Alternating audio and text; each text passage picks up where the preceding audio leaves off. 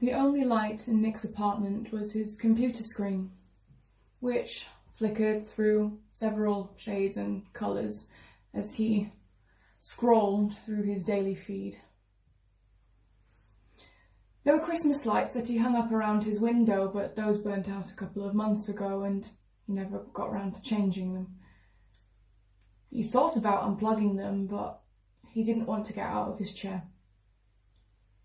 Not right now. Not yet. He clicked and clicked and clicked, with the light glinting off of the mess he had on his desk. A red glow bounced off an off-white old Chinese food box, and then a blue shade hit several empty soda bottles. A white glow lit up his vitamins, still sealed and fresh as the day he bought them.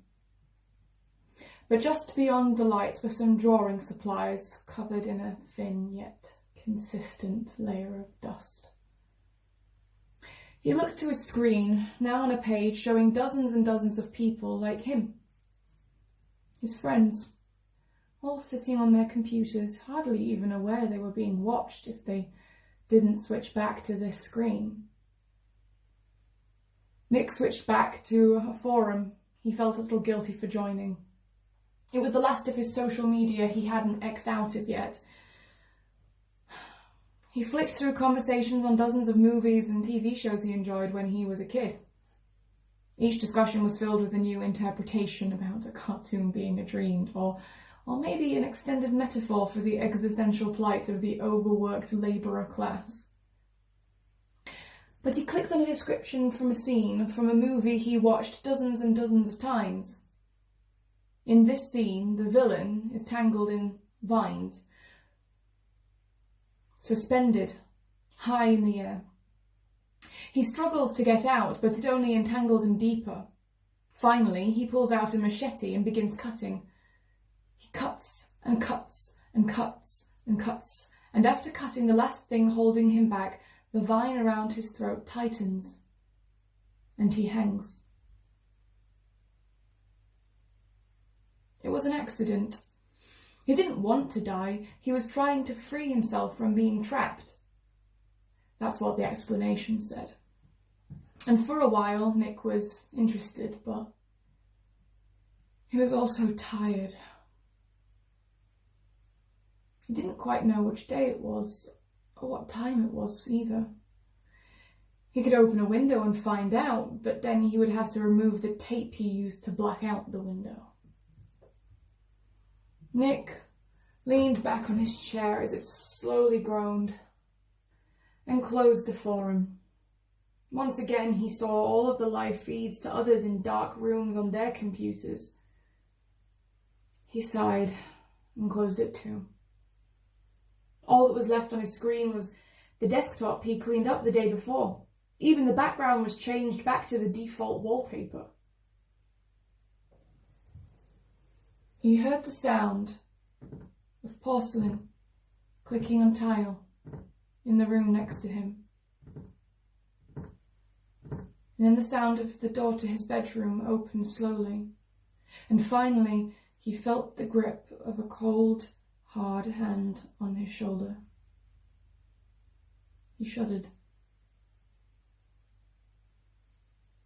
I know. I'm getting there. He didn't turn around, just speaking towards his blank computer.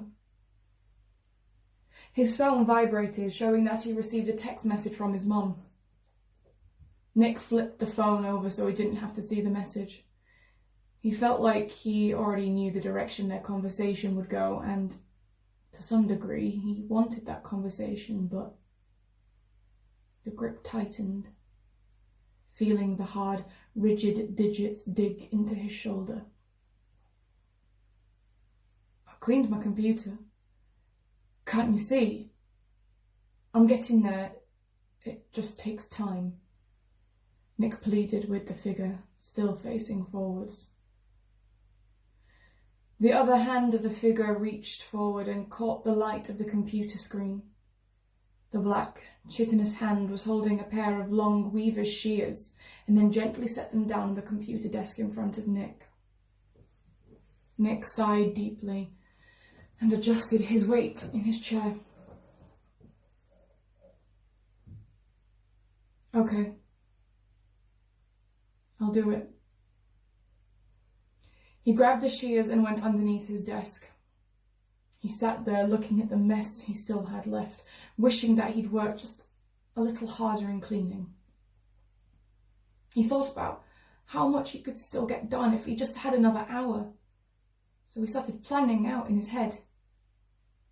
He would start with removing the soda bottles and putting them into the recycling bin. He would wipe down the legs of the desk so they were clean. Then he could organise the sheets of papers and bills, putting them into the drawers of the desk.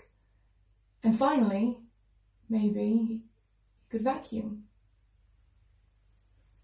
And then he heard the sound of porcelain fingers tapping the plastic armrest of his computer. An impatient click, click, click. He reached for the modem and pulled it closer to him. He took the long, needle-like pair of scissors and placed the cord between the blades. He began to gnaw the blades through the thick cord, cutting and cutting and cutting, trying to cut away the last thing that was holding him back.